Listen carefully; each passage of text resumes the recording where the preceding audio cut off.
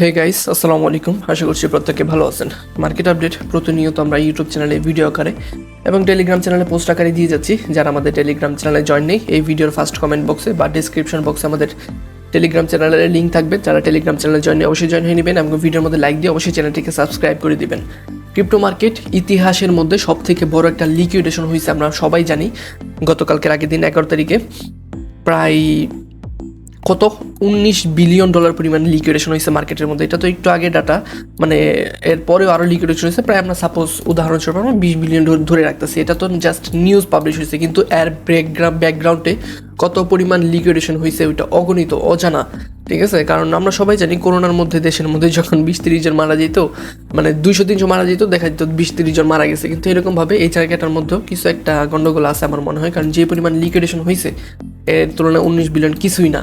ঠিক আছে, কারণ আমি আজকে একটা নিউজ পাইছি যে ইউক্রেনের একটা ক্রিপ্টো ইনফ্লুয়েন্সার, সেই ইউটিউবার হইতে পারে বা ক্রিপ্টো নিয়ে অনেক রিসার্চ করে, সেই ব্যক্তি একাই $30 মিলিয়ন পরিমাণ লিকুইডেশন হয়েছে এবং সে সুসাইড করছে। সে গাড়ির মধ্যে বসে নিজের মাথায় গুলি মেরে আত্মহত্যা করে ফেলছে। কিন্তু ভাই, আমি আপনাদেরকে একটা কথা বলি, আত্মহত্যা কোনো কিছুর সমাধান না। ঠিক আছে, আত্মহত্যা কোনো কিছু সমাধান না। ক্রিপ্টো মার্কেট হাই রিস্ক একটা মার্কেট। এটার মধ্যে ওই টাকায় আনবেন যেটা আপনি হারাতে রাজি আছেন। ঠিক আছে, যে হারাই গেল গাও, ওইটার মধ্যে কোনো তফাৎ পড়বো না। আর যারা ফিউচার ট্রেডিং করেন ওদের উদ্দেশ্যে একটা কথা বলবো ভাই, আপনারা ওই সকল টাকা ফিউচারে রাখবেন যেটা হারাইলেও আপনাদের কোনো সমস্যা হবে না। আপনারা 80% ফান্ড রাখবেন স্পটের মধ্যে আর 20% ফান্ড রাখবেন ফিউচারের মধ্যে। এটা কোনো ফাইন্যান্সিয়াল অ্যাডভাইজার নই, মানে সচরাচর যা করা উচিত ওইটা আপনাদেরকে পরামর্শ দিচ্ছি। এভাবে করলে কী হবে, 20% ফান্ড যদিও লিকুইডেট হয়ে যায়, 80% ব্যাকআপ আপনাদের থাকবে।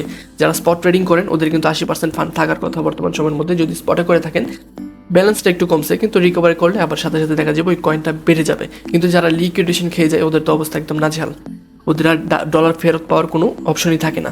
তো মার্কেটের মধ্যে এই কারেকশনটুকু হবে, এটা কি আমাদের আগে থেকে প্রেডিকশন করা ছিল, নাকি আমরা শুধু খালি হাওয়ার উপরে কথা বলতেছি? সমস্ত কিছু আজকে ভিডিওর মধ্যে দেখাবো। আপডেটটা লাস্টের দিকে দেখবো। একটু আমাকে 5 মিনিট সময় দেবেন, আজকে কিছু কথার আনসার দেবো।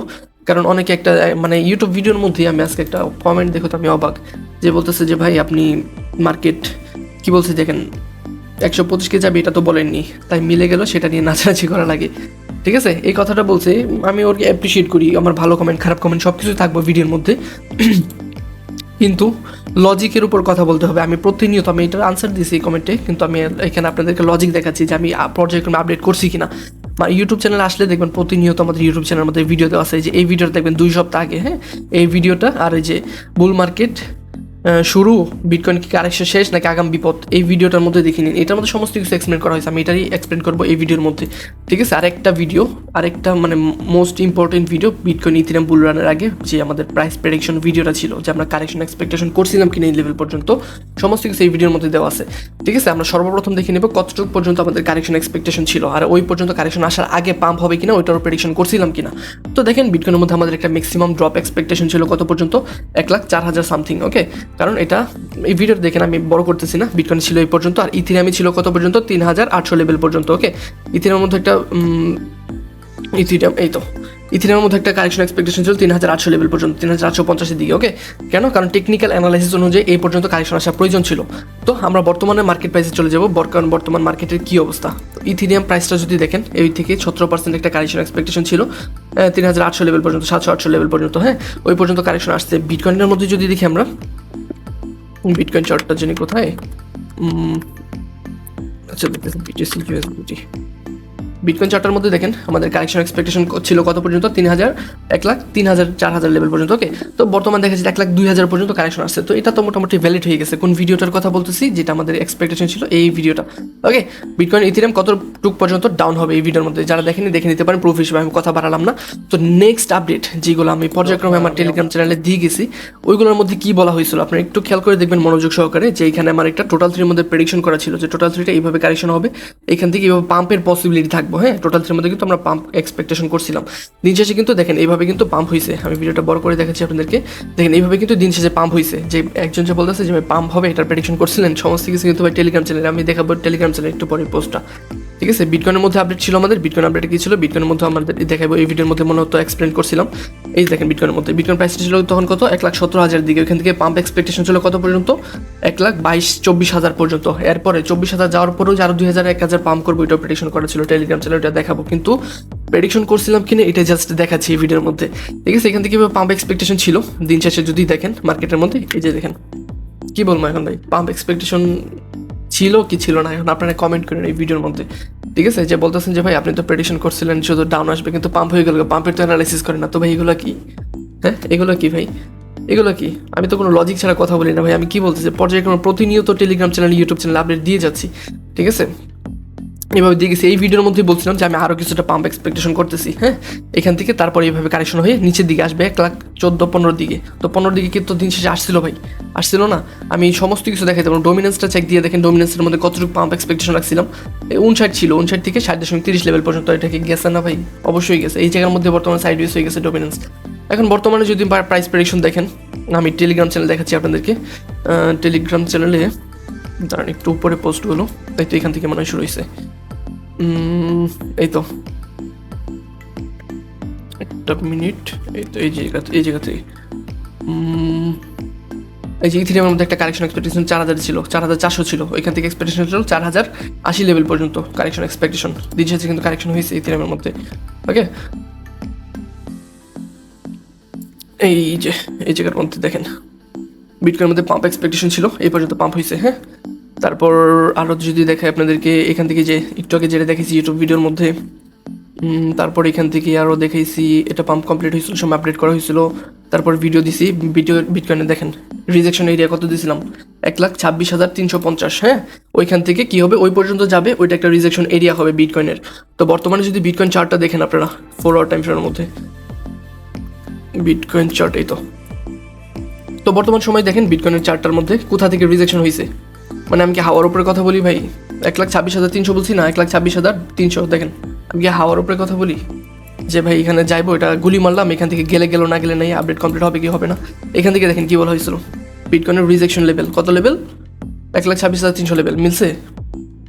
কী বলবো ভাই, টোটাল থ্রির মধ্যে কারেকশন এক্সপেকটেশন ছিল কত থেকে, 1.15 ট্রিলিয়ন থেকে। টোটাল থ্রিটা যদি দেখে আপনাদেরকে 1.15 ট্রিলিয়ন, মানে 1.15 ট্রিলিয়ন পর্যন্ত। তো দেখেন কত 1.15 ট্রিলিয়ন, এই ট্রিলিয়ন মানে $2-3 পাম্প হয়েছে, এটা কিন্তু ব্যাপারে ট্র্যাপ করছিল, কিন্তু দিন শেষে কী হচ্ছে, কারেকশন হয়তো হয়েছে না, এটাকে আমাদের আগে থেকে প্রেডিকশন করা ছিল না? কেমনে বলেন ভাই, যেগুলো বলা হয়েছিল না, আমি তো সব কিছু প্রুফ দিতে পারতেছি। এখন এই দেখেন এটা আমাদের পাম্প এক্সপেকটেশন ছিল, এখান থেকে পাম্প হবে, আপডেট দেওয়া হয়েছিল, দেখেন এখান থেকে পাম্প হইতেছিল, আপডেট দেওয়া হয়েছে না? এই ছিল ভাই, এগুলো দেখালে সারাদিন তো ভাই এগুলো প্রুফ দেখালে সারাদিন প্রুফ দেখানো যাবে, আমার ভিডিও শেষ হবে না, ঠিক আছে। পর্যায়ক্রমে প্রত্যেকটা আপডেট দিয়েছি আপনাদেরকে, আজ লাইভ ক্লাসের মধ্যে 62 মিনিটে লাইভ ক্লাস করছি, যারা বুঝেন নাই ওইখানেও বুঝাইছি। তারপর ডোমিনেন্স কতটুকু পাম্প হবে, কোন জায়গায় গেলে সেফ, এটা নিচে আসলে সেফ এন্ট্রি, এটা এখানে না যাওয়া পর্যন্ত কোনো ট্রেড না, সমস্ত কিছু বলছে এখানে, ঠিক আছে। এই যে দেখেন এই লেভেলটা মার্ক করে দিয়েছিলাম, এটার নিচে যদি আসে তাহলে সেফ এন্ট্রি হবে, এটা একটা ট্র্যাপের মতো মেক হইতেছে, নিচের দিকে ফেক ব্যাকগ্রাউন্ড, এরকমভাবে মার্ক করে দিছি যে এটা নিচে আসলে এন্ট্রি নেবেন। তারপর এখান থেকে দেখেন পাম্প শুরু হইতেছিল, কত লেভেল, 58.75 লেভেল, এরকম শিওর একটা জোন কে আপনাদেরকে প্রেডিকশন করে দেবো। তারপরও যেহেতু আপনারা এইভাবে কথা বলেন, তো আমার লাভ কী হলো এইভাবে আপডেট দিয়ে, ঠিক আছে। তারপর ওইখান থেকে দেখেন কত লেভেল দিছি, ওইখান থেকে এক্স্যাক্ট পাম্প হয়ে ডোমিনেন্স এখন আজকে কোথায় আছে, ঠিক আছে। আপডেট দেখালে সারাদিন দেখাইতে পারবো আপনাদেরকে, প্রত্যেকটা আপডেট প্রতিনিয়ত আমি টেলিগ্রাম চ্যানেল ইউটিউব চ্যানেলে দিয়ে গেছি। তারপর ওই যে এরকম কমেন্ট পাইলে মন মেজাজ গরম হয়ে যায়, প্লাস আপডেট আর ওইরকম শিওর শট আপডেট দিতে মন চায় না, ঠিক আছে। ওনারে আমি আনসার দিছি, ভিডিওর কমেন্ট বক্সে আনসার দিছি, এগুলো প্রুফও দিছি, যেগুলো দেওয়া হয়েছে সমস্ত কিছু দেওয়া হয়েছে। তবুও বলি যে ভাই সব কিছু জেনে শুনে তারপর আমাদের বিরুদ্ধে কথা বললেন, ঠিক আছে। তো বিষয়টা হচ্ছে যে নেক্সট আপডেট আপনাদেরকে দিয়ে দিচ্ছি। অনেক কথা হইলো ভিডিওর মধ্যে, কারো খারাপ লাগলে দুঃখিত, আমি কিছু মনে করবেন না, কিন্তু এগুলো বলা উচিত, কারণ দু একজনের যেন ডিমোটিভেটেড হয়ে যায়। আপডেট মিললে তো অ্যাপ্রিসিয়েট করে না ওইরকমভাবে, কিন্তু একটা যদি বিপরীত যায় তাহলে একদম পুরো 12টা বাজে, কিন্তু বিপরীতে কোনো অপশনই নেই, প্রতিনিয়ত আপনাদেরকে 4টা আপডেট করেই গেছি। তো দেখেন বিটকয়েনের মধ্যে বর্তমানে যে বড় একটা ডিপ আসছিল, এই ডিপের মধ্যে আমি টোটালি স্যাটিসফাইড আছি বর্তমান সময় বিটকয়েন প্রাইসের মধ্যে। কিন্তু একটা আপনাদেরকে কথা বলে রাখতেছি যে দেখেন ডেইলি টাইম ফ্রেম ক্লোজিংটা কিন্তু খুব ভালো আসছে বিটকয়েনের মধ্যে। আমি এটা একটু ইএমএ অফ করতেছি, এটা অফ করলাম। তো দেখেন এটা 2000 কত সাল থেকে, 24 সালের শুরু থেকে, হ্যাঁ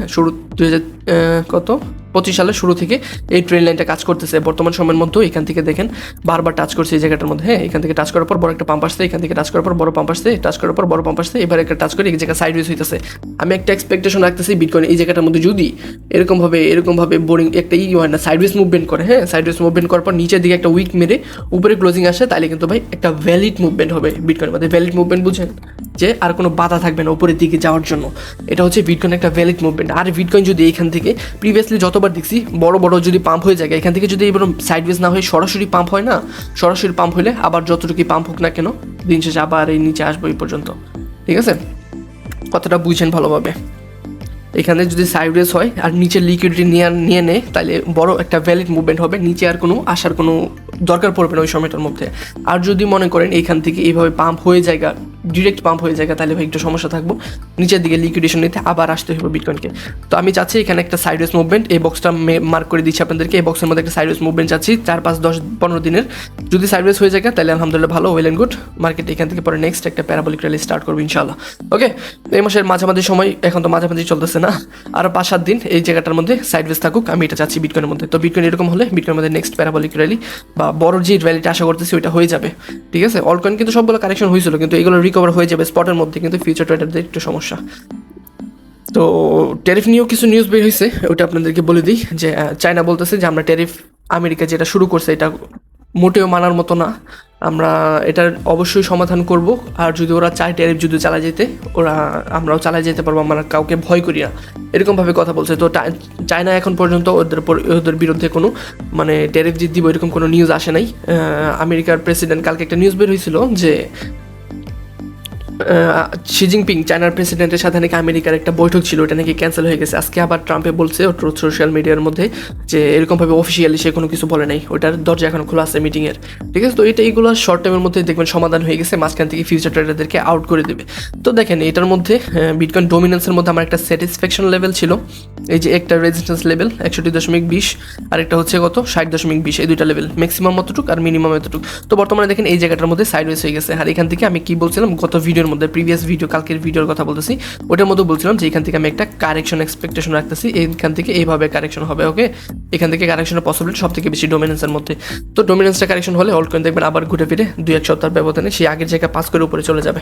ডোমিনেন্স আপডেট এটা এখনো ভ্যালিড আছে, এটি মাথায় রেখেন। আর এটা যে প্যাটার্নটা মেক করছে এটা একটা ascending broadening wedge pattern. Ascending broadening wedge pattern যদি না বুঝে থাকেন আপনারা ইসের মধ্যে গুগলের মধ্যে সার্চ দিন অ্যাসেন্ডিং ব্রডনিং ওয়েজ প্যাটার্ন, ওইটা আপনাদেরকে পেয়ে যাবেন। আর ওইটার মূল ধর্মই থেকে ব্যারিশ প্যাটার্ন। ঠিক আছে, এটার যখন ব্রেকডাউন হবে বড় একটা অলকয়েনে পাম্প পাবো ইনশাআল্লাহ।